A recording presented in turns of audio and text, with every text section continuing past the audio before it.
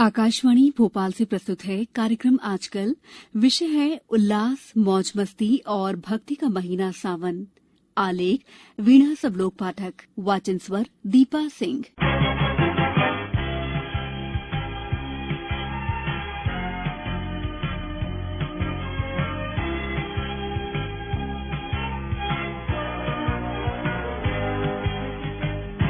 इन दिनों चल रहा है सावन का महीना। सावन यानी हर्ष, उल्लास, मौज मस्ती और भक्ति का महीना। भीषण गर्मी के बाद राहत दिलाती वर्षा की रिमझिम बौछारें, ठंडी हवाएं, चारों तरफ फैली हरियाली की चादर में प्रकृति के साथ साथ मानो मनुष्य और पशु पक्षी भी चहक उठते हैं। पुराणों के अनुसार इस महीने में श्रवण नक्षत्र वाली पूर्णिमा आती है, जिसके नाम पर इस महीने का नाम श्रावण पड़ा। हिंदू पंचांग या हिंदू कैलेंडर के अनुसार वर्ष का 5वां महीना सावन का महीना होता है। हिंदू धर्म की मान्यताओं के अनुसार सावन का महीना हिंदुओं का सबसे पवित्र महीना है। इस महीने से हिंदुओं की धार्मिक भावनाएं और आस्था जुड़ी होती हैं। ये महीना भगवान शिव को अत्यंत प्रिय है, इसलिए देवों के देव महादेव की आराधना के लिए सावन का महीना सर्वोत्तम माना जाता है। ऐसी मान्यता है कि सावन के महीने में भगवान शिव पृथ्वी का भ्रमण करने निकलते हैं, इसलिए इस माह भगवान को भक्ति और श्रद्धा के साथ पूजा जाता है। शिव जी के जलाभिषेक करने के पीछे भी ये धार्मिक मान्यता है कि समुद्र मंथन से निकलने वाले विष को जब भगवान शिव ने पी लिया था, तब देवताओं ने उसका असर कम करने के लिए भगवान शिव पर जल अर्पित किया था।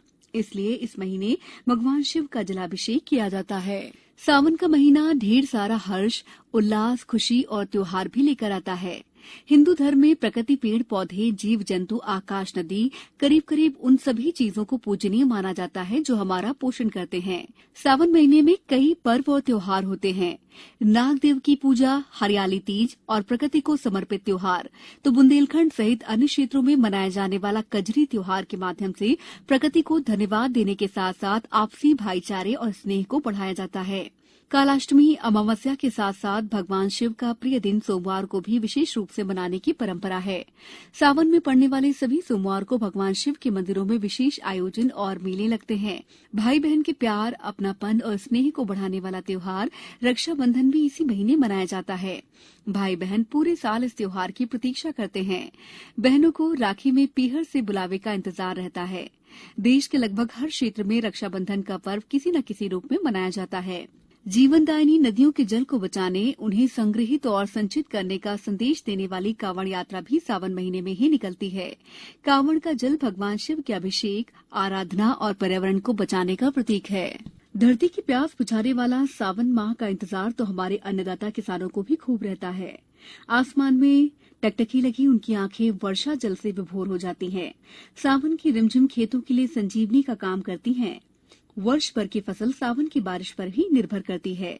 सावन के महीने में कुछ अनाज, सब्जी और फूलों की भी बुआई की जाती है। मदमस्त मौसम, बारिश के फुहार से सराबोर प्रकृति मानो गुनगुनाने लगती है और इसी गुनगुनाहट से कई गीतों की रचना भी हुई है।